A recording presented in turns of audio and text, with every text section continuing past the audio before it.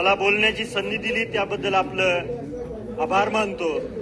सांगोला तालुक्यात मागच्या 5 वर्षापासून मान, बेलवण, कोरडा, अप्रूपा नदीपात्रामध्ये मोठ्या प्रमाणात बेकायदेशीर वाळूचं उत्खनन केलं जातंय। त्यामुळे पर्यावरणाची व भूजल पातळीची मोठ्या प्रमाणात हानी होते। त्याकडे प्रशासकीय अधिकाऱ्यांचं दुर्लक्ष आहे आणि दुर्लक्ष असल्या कारणाने शासनाचा कोट्यावधीचा महसूल बुडत आहे। त्याचबरोबर वाळू उत्खनन व इतर बेकायदेशीर व्यवसाय चालू असल्या कारणाने त्या सांगोला मतदारसंघामध्ये गुन्हेगारीचं प्रमाण वाढत आहे।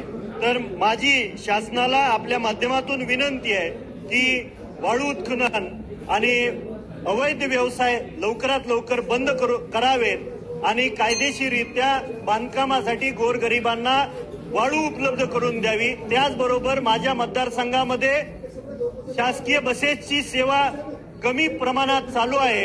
ग्रामीण भागातून मुलं व मुली आणि कॉलेजच्या शिक्षणासाठी शहराच्या ठिकाणी येतात।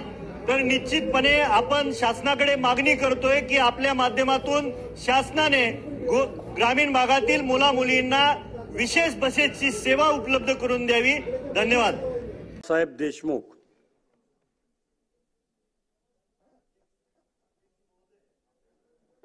मी आज पुरवण्या मागण्यावरती बोलण्यासाठी उभा आहे।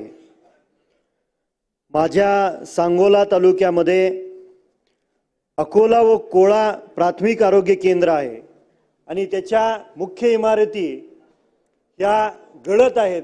रुग्ण त्या ठिकाणी सेवा घेत असताना पावसाळ्यात त्यांना भिजावं लागतं आणि भविष्य काळात त्या इमारतीचे स्लॅब कधी पडतील आणि तिथल्या कर्मचाऱ्यांना जीवित धोका होऊ शकतो। तर माझी विनंती आहे की लवकरात लवकर शासनाने निधी उपलब्ध करून त्या नवीन इमारती तयार करण्याची मान्यता द्यावी। त्याचबरोबर सांगोला शहरामध्ये स्वर्गीय गणपतराव देशमुख साहेबांनी 2019 पूर्वी ट्रॉमा सेंटर मान्य करून घेतलं। मागच्या 5 वर्षाच्या काळामध्ये ते ट्रॉमा सेंटरची इमारत उभी आहे, पण त्या ठिकाणी कर्मचारी आणि डॉक्टरांची नेमणूक नाही। ते मागच्या 2 वर्षापासून धूळ खात पडलेलं आहे। लवकरात लवकर त्या ठिकाणी डॉक्टरांची आणि कर्मचाऱ्यांची नेमणूक करून ते लोकार्पण व्हावं ही मी आपल्या माध्यमातून मागणी करतो। मेडशिंगी या गावामध्ये प्राथमिक आरोग्य केंद्र आहे आणि अध्यक्ष महाराज त्याचं 3 वेळा उद्घाटन झाले मागच्या 5 वर्षामध्ये, पण तेही धूळ खात पडलेलं आहे। त्याचबरोबर खिलारवाडी, बंडगरवाडी, हलदैवाडी ही 3 उपकेंद्र आहेत, इमारती उभ्या आहेत। त्या ठिकाणी झाडं उगवलेली आहेत, धूळ खात पडलेले। त्या प्राथमिक आरोग्य केंद्रात आणि 3 उपकेंद्रामध्ये कर्मचाऱ्यांची आणि डॉक्टरांची नेमणूक करून ते गोरगरिबांच्या सेवेसाठी उपलब्ध करून द्यावी ही मी आपल्या माध्यमातून मागणी करतो। कॉन्ट्रॅक्ट बेसिसवर या राज्यामध्ये जवळजवळ 71,000 आशा वर्कर्स काम करतात आणि 3,600 गटप्रवर्तक काम करतात। कोरोनाच्या महामारीत ग्राउंडवर काम करणारे हेच कर्मचारी होते, आज ते कॉन्ट्रॅक्ट बेसिसवरती आहेत। त्यांची परमनंट कायम स्वरूपात नेमणूक करून द्यावी ही आपल्या माध्यमातून मागणी करतो। त्याचबरोबर सांगोला शहरामध्ये नगर परिषद आहे, ती क वर्गाची नगर परिषद आहे आणि सांगोला शहरामध्ये भूमिगत गटारीचं काम मागच्या काही महिन्यापासून चालू आहे।